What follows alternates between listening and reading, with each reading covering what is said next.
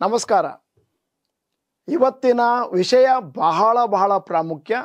ಎಲ್ಲರೂ ಕೂಡ ಗಮನ ಇಟ್ಟು ಕೇಳ್ತಾ ಇದ್ದಾರೆ ಅಂತ ಊಹಿಸ್ಕೊಳ್ತೇನೆ. ನಮ್ಮ ದೇಶದಲ್ಲಿ ಹೆಣ್ಣು ಮಕ್ಕಳ ಸಂಖ್ಯೆ ಅಂದಾಜು 20 ವರ್ಷ 10 ವರ್ಷ ಕೆಳಗಿನವ್ರದ್ದು ಕೋಟಿಗಟ್ಟಲೆ. ಭಾರತ ಸರ್ಕಾರದವರು ಹೆಣ್ಣು ಮಕ್ಕಳ ಅಭ್ಯುದಯಕ್ಕಾಗಿ ಒಂದು ಸುಕನ್ಯಾ ಸಮೃದ್ಧಿ ಅನ್ನುವಂಥ ಸ್ಕೀಮನ್ನು ಹೊರಕ್ಕೆ ತಂದಿದ್ದಾರೆ. ಅದನ್ನು ನಾವೆಲ್ಲರೂ ಕೂಡ ಅಪ್ರಿಷಿಯೇಟ್ ಮಾಡಬೇಕಾಗುತ್ತೆ.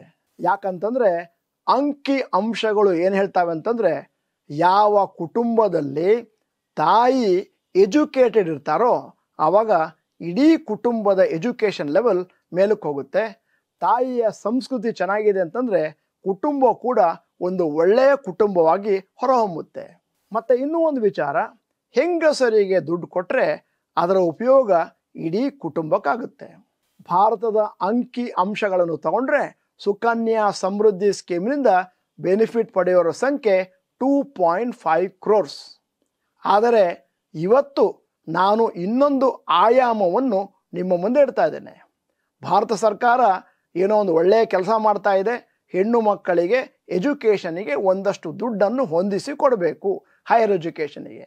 ಮತ್ತು ಮಕ್ಕಳ ಸಲುವಾಗಿ ನಾವು ಉಳಿತಾಯ ಮಾಡ್ತಿರುವಂಥ ಹಣವನ್ನು ಎಲ್ಲಿ ಪರ್ಯಾಯವಾಗಿ ಇಡಬಹುದು ಅಂತ ಒಂದು ಸಣ್ಣ ಪಟ್ಟಿಯನ್ನು ಕೂಡ ನಿಮ್ಮ ಮುಂದೆ ಇಡ್ತಾ ಇದ್ದೇನೆ. ಮೊದಲನೇದಾಗಿ ಬ್ಯಾಂಕಿನ FDಗಳು ಒಂದು ಅಂದಾಜು 7% ಬರುತ್ತೆ. ಎರಡನೆಯದ್ದು ಇನ್ಶೂರೆನ್ಸ್ ಪ್ರಾಡಕ್ಟ್ಸ್ ಒಂದು 5.5ರಿಂದ 6%ವರೆಗೂ ನಿಮಗೆ ರಿಟರ್ನ್ಸ್ ಬರುತ್ತೆ. ಮೂರನೇದ್ದು ಸುಕನ್ಯಾ ಸಮೃದ್ಧಿ ಸ್ಕೀಮ್. ಇದು ಕೇವಲ ಹೆಣ್ಣು ಮಕ್ಕಳಿಗೆ ಮಾತ್ರ. ಅಲ್ಲಿ ನಿಮಗೆ ಸಿಕ್ಕುವಂಥ ರಿಟರ್ನ್ಸ್ 8.2%. ಮ್ಯೂಚುವಲ್ ಫಂಡಲ್ಲಿ ಅದೇ ಹಣವನ್ನು ಹಾಕಿ ಅಷ್ಟೇ ದೀರ್ಘವಾಗಿ ಹೋಗ್ತೀನಿ ಅಂತಂದರೆ 12 to 15%. ಮತ್ತು ಷೇರು ಮಾರುಕಟ್ಟೆಯಲ್ಲಿ ಅದೇನು ವೈಪರೀತ್ಯಗಳು ಫ್ಲಕ್ಚುವೇಷನ್ಸ್ ಇದೆ ಅದನ್ನೆಲ್ಲವನ್ನೂ ನಾವು ಮರೆತು 15-20 ವರ್ಷಕ್ಕೆ ಹಣವನ್ನು ಹಾಕ್ತೀನಿ ಅಂತಂದರೆ ನಿಮಗೆ 15ರಿಂದ 18%ವರೆಗೂ ರಿಟರ್ನ್ಸ್ ಬರ್ಬೋದು. ಹಿಂದಿನ ದಿನಗಳಲ್ಲಿ ಸುಕನ್ಯಾ ಸಮೃದ್ಧಿ ಸ್ಕೀಮಿಗೆ ಜಾಯಿನ್ ಆದವರ ಸಂಖ್ಯೆ 2.5 ಆಗಿದ್ದು ಸದ್ಯದ ಮಟ್ಟಿಗೆ 3.5 crores ಆಗಿದೆ. ಒಬ್ಬ ವ್ಯಕ್ತಿ ಸುಕನ್ಯಾ ಸಮೃದ್ಧಿ ಸ್ಕೀಮ್ನಲ್ಲಿ 21 ವರ್ಷಕ್ಕೆ ದೀರ್ಘವಾಗಿ ಹಣವನ್ನು ಹೂಡ್ತಾನೆ ಅಂತಂದರೆ ಅವರಿಗೆ ಎಷ್ಟು ಹಣ ಬರ್ಬೋದು ಅಂತ ಇವತ್ತು ನಾನು ಕ್ಯಾಲ್ಕುಲೇಷನ್ ಮಾಡಿ ನಿಮ್ಮ ಮುಂದೆ ಒಂದು ಟ್ಯಾಬ್ಲರ್ ಕಾಲಮ್ ಇಡ್ತಾ ಇದ್ದೇನೆ. ಆವಾಗ ನಿಮಗೊಂದು ಐಡಿಯಾ ಸಿಗುತ್ತೆ, ಹೆಣ್ಣು ಮಕ್ಕಳ ವಿದ್ಯಾಭ್ಯಾಸಕ್ಕೆ ಹೈಯರ್ ಎಜುಕೇಷನ್ಗೆ ಎಷ್ಟು ಹಣವನ್ನು ನಿರೀಕ್ಷೆ ಮಾಡ್ಬೋದು. ಪಟ್ಟಿ ನಿಮ್ಮ ಮುಂದೆ ಇಡ್ತಾ ಇದ್ದೇನೆ. Investment for children's future 21 years. ಇಲ್ಲಿ ನಾನು ಚಿಲ್ಡ್ರನ್ ಅಂತ ಹೇಳುವಾಗ ಹೆಣ್ಣು ಮಕ್ಕಳ ಬಗ್ಗೆ ಮಾತಾಡ್ತಾ ಇದ್ದೇನೆ. 1,000 ರೂಪಾಯಿಯನ್ನು ನೀವೇನಾದರೂ ಸುಕನ್ಯಾ ಸಮೃದ್ಧಿ ಸ್ಕೀಮ್ನಲ್ಲಿ ಹಾಕಿದ್ರೆ 8.2% ಬರ್ತಾ ಇದೆ. ಮಗುಗೆ 21 ವರ್ಷ ಆಗಬೇಕಾದ್ರೆ 6.7 lakhs ಲಭ್ಯ ಆಗುತ್ತೆ. ಅದೇ ಹಣ 1,000 ರೂಪಾಯಿ 21 ವರ್ಷ ನೀವೇನಾದರೂ ಮ್ಯೂಚುವಲ್ ಫಂಡಲ್ಲಿ ಹಾಕಿದ್ರೆ 12% ಬರುತ್ತೆ ಅಂತಂದರೆ 10.98 lakhs ಬರುತ್ತೆ. ಅದನ್ನೇ ನೀವೇನಾದರೂ ಷೇರು ಮಾರುಕಟ್ಟೆಯಲ್ಲಿ ಉತ್ತಮವಾದ ಷೇರುಗಳನ್ನು ಆಯ್ಕೆ ಮಾಡ್ಕೊಂಡು ಹಾಕ್ತೀನಿ ಅಂತಂದರೆ 15% ಬಂದರೆ 16.4 lakhs ಬರುತ್ತೆ. ಮತ್ತು ಅದೇ ಹಣವನ್ನು ಷೇರು ಮಾರುಕಟ್ಟೆಯಲ್ಲಿ ನಾನು ಮಾನಿಟರ್ ಮಾಡಿ ನೋಡ್ಕೋತೀನಿ, 3 ತಿಂಗಳಿಗೊಮ್ಮೆ ನಾನು ನನ್ನ ಷೇರುಗಳ ಆರೋಗ್ಯವನ್ನು ವಿಚಾರಿಸ್ಕೊಂಡು ಹೋಗ್ತೀನಿ ಅಂತಂದರೆ 18% ಬರ್ಬೋದು. ಅಲ್ಲಿಗೆ 24.64 lakhs ಜಮಾ ಆಗುತ್ತೆ. ಅದೇ ಸುಕನ್ಯಾ ಸಮೃದ್ಧಿಲಿ ಹಾಕಿದಾಗ 6.7 lakhs. ಅದೇ ನೀವೇನಾದರೂ ಶೇರ್ನಲ್ಲಿ ಮ್ಯೂಚುವಲ್ ಫಂಡಲ್ಲಿ ಹಾಕಿದಾಗ 16 ಮತ್ತು 24 ಲಕ್ಷ ಲಭ್ಯ ಆಯಿತು. ಅಂತಂದರೆ ಸುಕನ್ಯಾ ಸಮೃದ್ಧಿ ಸ್ಕೀಮಿಗಿಂತಲೂ ಇಲ್ಲಿ ಜಾಸ್ತಿ ಪ್ರಾಫಿಟ್ ಆಗಿದೆ. ಒಬ್ಬ ಪೋಷಕ 3,000 ರೂಪಾಯಿಯನ್ನು ಪ್ರತಿ ತಿಂಗಳು ಸುಕನ್ಯಾ ಸಮೃದ್ಧಿ ಸ್ಕೀಮ್ನಲ್ಲಿ ಹಾಕ್ತೀನಿ ಅಂತಂದರೆ 8.2 ಹಾಗೆ 21 ವರ್ಷದ ಬಳಿಕ 20.11 lakhs ಬರುತ್ತೆ. 12% ಆಗಿ 32.94 lakhs ಬರುತ್ತೆ. 15% ಆಗಿ 49.19 lakhs ಬರುತ್ತೆ. 18% ಆಗಿ 73.92 lakhs ಬಂತು. 5,000 ರೂಪಾಯಿಯನ್ನು ತನ್ನ ಮಗಳಿಗೋಸ್ಕರ ಯಾರಾದರೂ ಪೋಷಕರು ಪ್ರತಿ ತಿಂಗಳು ಉಳಿತಾಯ ಮಾಡ್ತಾರೆ ಅಂತಂದರೆ ಸುಕನ್ಯಾ ಸಮೃದ್ಧಿ ಸ್ಕೀಮಲ್ಲಿ ನಿಮಗೆ ಬರುವಂಥ ಹಣ 33.51 ಲಕ್ಷ ಆದರೆ ಮ್ಯೂಚುವಲ್ ಫಂಡಲ್ಲಿ 54.9 lakhs ಸಿಗ್ಬೋದು. ಷೇರು ಮಾರುಕಟ್ಟೆಯಲ್ಲಿ ಹಾಕಿದಾಗ 15% ಆಗಿ 81.98 lakhs ಲಭ್ಯ ಆಗ್ಬೋದು. ಮತ್ತು ಶೇರನ್ನು ಚೆನ್ನಾಗಿ ನೋಡ್ಕೊಂಡು ಹೋಗ್ತೇನೆ, ಶೇರಿನ ಬಗ್ಗೆ ಒಳ್ಳೆ ನಾಲೆಜ್ ಇದೆ, ಉತ್ತಮವಾದ ಷೇರುಗಳನ್ನು ಆಯ್ಕೆ ಮಾಡಲಿಕ್ಕೆ ನನಗೆ ಬರುತ್ತೆ, 3 ತಿಂಗಳಿಗೊಮ್ಮೆ ನಾನು ಷೇರುಗಳನ್ನು ಮಾನಿಟರ್ ಮಾಡ್ತೇನೆ ಮತ್ತು ಅದರ ಬಗ್ಗೆ ನನಗೆ ಸಂಪೂರ್ಣ ಕಾಳಜಿ ಇದೆ ಅಂತಂದರೆ ಅವಾಗ 18% ಬಂತು ಅಂತಂದರೆ ನಿಮ್ಮ ಹತ್ರ 1.23 crores ಲಭ್ಯ ಆಗುತ್ತೆ. ಈ ಪಟ್ಟಿಯನ್ನು ನೋಡಿದಾಗ ನಿಮ್ಗೆ ಗೊತ್ತಾಗುತ್ತೆ ಸುಕನ್ಯಾ ಸಮೃದ್ಧಿ ಸ್ಕೀಮ್ನಲ್ಲಿ ನಿಮಗೆ ಬರ್ತಾ ಇರುವಂಥ ಹಣ ಅತಿ ಕಡಿಮೆ ಮತ್ತು ಅದನ್ನೇ ನೀವೇನಾದರೂ ಉತ್ತಮವಾದ ಮ್ಯೂಚುವಲ್ ಫಂಡು ಷೇರುಗಳಲ್ಲಿ ಹಾಕ್ತೀನಿ ಅಂತಂದರೆ ಬರುವಂಥ ದುಡ್ಡು ಜಾಸ್ತಿ. ಇಲ್ಲಿ ಒಂದಷ್ಟು ಜನ ನನಗೆ ಕೌಂಟರ್ ಪ್ರಶ್ನೆ ಕೇಳ್ಬೋದು, ಸರ್ ಮ್ಯೂಚುವಲ್ ಫಂಡಲ್ಲಿ ರಿಟರ್ನ್ಸ್ ಬರುತ್ತೆ ಅಂತ ಗ್ಯಾರಂಟಿ ಇಲ್ಲ, ಷೇರು ಮಾರುಕಟ್ಟೆ ಇನ್ನೂ ಜಾಸ್ತಿ ವಾಲಟೈಲ್ ಆಗಿರುತ್ತೆ. ಆದರೆ ಒಂದು ವಿಚಾರವನ್ನು ನೆನಪಿನಟ್ಕೊಳ್ಳಿ, ನೀವು ಹಣವನ್ನು ಹಾಕ್ತಾ ಇರೋದು 21 ವರ್ಷ. ನೀವು 5-6 ವರ್ಷದ ಮೇಲೆ ಅದೇನು ವೈಪರೀತ್ಯಗಳಿದ್ದಾವೆ ಮ್ಯೂಚುವಲ್ ಫಂಡಲ್ಲಾಗಲಿ ಶೇರಲ್ಲಾಗಲಿ ಅವೆಲ್ಲ ಅಯನ್ಔಟ್ ಆಗಿ ಒಂದು ಅಂದಾಜು 10-15 ವರ್ಷದ ಮೇಲೆ ನಿಮಗೆ ಒಳ್ಳೆಯ ದುಡ್ಡು ಬರುತ್ತೆ. 21 ವರ್ಷಕ್ಕೆ ಬಂಪರ್ ಪ್ರಾಫಿಟ್ ಬರುತ್ತೆ ಶೇರಿನಲ್ಲಿ, ಮ್ಯೂಚುವಲ್ ಫಂಡಲ್ಲಿ.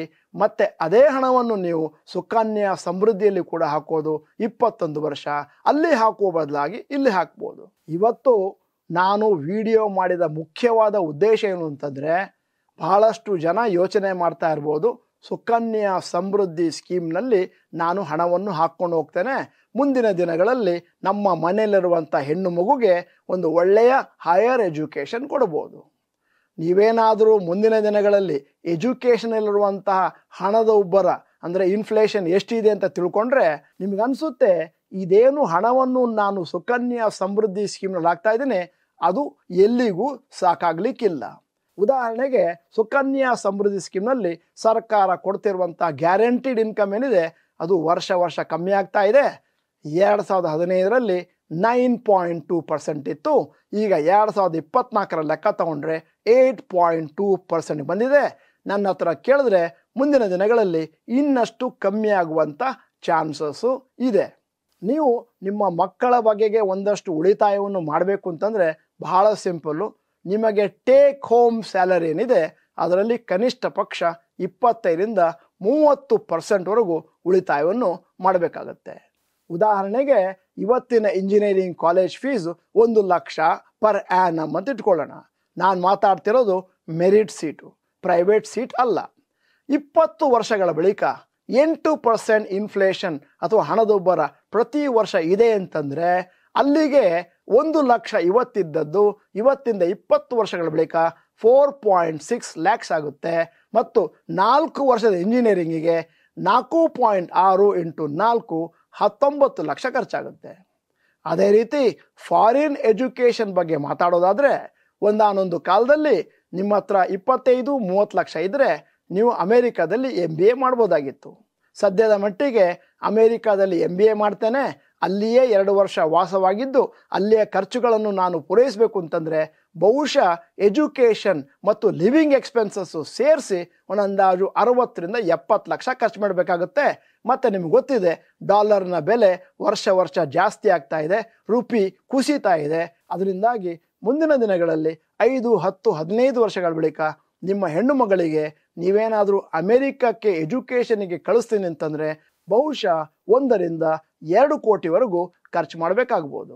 ಸುಕನ್ಯಾ ಸಮೃದ್ಧಿ ಸ್ಕೀಮ್ನಲ್ಲಿ ನಿಮಗೆ ಬರ್ತಾ ಇರೋದು 8.2%.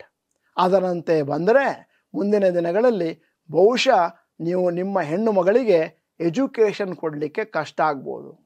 ಇವತ್ತು ಈ ವಿಡಿಯೋನ ಸೃಷ್ಟಿ ಮಾಡಿದ ಮುಖ್ಯವಾದ ಉದ್ದೇಶ ಏನು ಅಂತಂದರೆ ಎಲ್ಲ ಪೋಷಕರು ಈ ವಿಡಿಯೋನ ನೋಡ್ತಾ ಇರ್ಬೋದು ಮತ್ತು ಅದೇನು ಸುಕನ್ಯಾ ಸಮೃದ್ಧಿ ಸ್ಕೀಮ್ನಲ್ಲಿ 21 ವರ್ಷ ನೀವು ಹಣವನ್ನು ಹಾಕ್ತೀರಿ, 21 ವರ್ಷ ಕಡ್ಡಾಯ ಅಲ್ಲ, ಬಹುಶಃ ನಿಮ್ಮ ಮಗಳಿಗೆ ನೀವು ಹಣವನ್ನು ಹಾಕೋದು 5 ವರ್ಷಕ್ಕೆ ಪ್ರಾರಂಭ ಮಾಡಿದ್ರೆ ಆವಾಗ ಹೂಡಿಕೆ 16 ವರ್ಷ ಆಗುತ್ತೆ, ಒಂದಷ್ಟು ಹಣ ಕಮ್ಮಿ ಆಗ್ತಾ ಹೋಗುತ್ತೆ. ನೀವು ಯಾವ ವಯಸ್ಸಿನಲ್ಲಿ ನಿಮ್ಮ ಸುಕನ್ಯಾ ಸಮೃದ್ಧಿ ಸ್ಕೀಮನ್ನು ಸ್ಟಾರ್ಟ್ ಮಾಡ್ತೀರಿ ಅನ್ನುವಂಥ ಮಾಹಿತಿ ನನ್ನಲ್ಲಿಲ್ಲ, ನಿಮ್ಮ ಆದಾಯ ಎಷ್ಟು ಅನ್ನುವ ಮಾಹಿತಿ ನನ್ನ ಹತ್ರ ಇಲ್ಲ, ತಿಂಗಳಿಗೆ ಎಷ್ಟು ಹಾಕ್ತೀರಿ ಅನ್ನುವಂಥ ಮಾಹಿತಿ ನನ್ನ ಹತ್ರ ಇಲ್ಲ.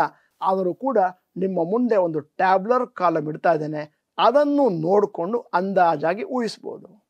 ಆಗಲೇ ಹೇಳಿದ ಹಾಗೆ ಈ ವಿಡಿಯೋ ಸೃಷ್ಟಿ ಮಾಡಿದ ಮುಖ್ಯ ಉದ್ದೇಶ ಏನು ಅಂತಂದರೆ ಮುಂದಿನ ದಿನಗಳಲ್ಲಿ ನಿಮ್ಮಲ್ಲಿ ಒಂದಷ್ಟು ಧೈರ್ಯ ಇದ್ದರೆ ಆ ಷೇರು ಮಾರುಕಟ್ಟೆಯ ಮ್ಯೂಚುವಲ್ ಫಂಡ್ಗಳ ವೈಪರೀತ್ಯಗಳನ್ನು ನಾನು ಎದುರಿಸಲು ಸನ್ನಿಧನಾಗಿದ್ದೇನೆ ಅಂತಂದರೆ ದಯವಿಟ್ಟು ಸುಕನ್ಯಾ ಸಮೃದ್ಧಿ ಸ್ಕೀಮ್ನಲ್ಲಿ ಹಾಕುವ ಬದಲಾಗಿ ಮ್ಯೂಚುವಲ್ ಫಂಡ್ ಅಥವಾ ಷೇರುಗಳಲ್ಲಿ ಹಾಕ್ಬೋದು.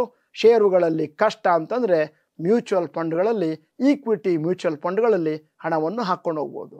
ಅಂದರೆ ನೀವು 14 ವರ್ಷ, 16 ವರ್ಷ, 21 ವರ್ಷ ಅಂತೇಳಿ ಹೆಣ್ಣು ಮಕ್ಕಳಿಗೋಸ್ಕರ ಹಣವನ್ನು ಹಾಕ್ಕೊಂಡು ಹೋಗ್ತೀನಿ ಅಂತಂದರೆ ಅಷ್ಟೊತ್ತಿಗಾಗಲೇ ಆ ರಿಸ್ಕು ಬಹಳ ಕಮ್ಮಿ ಆಗಿರುತ್ತೆ ಮ್ಯೂಚುವಲ್ ಫಂಡ್ಗಳಲ್ಲಿ. ನನ್ನ ಸಲಹೆ, ಇಂದಿನಿಂದ ನೀವು ದಯವಿಟ್ಟು ಕಾರ್ಯಪ್ರವೃತ್ತರಾಗಿರಿ.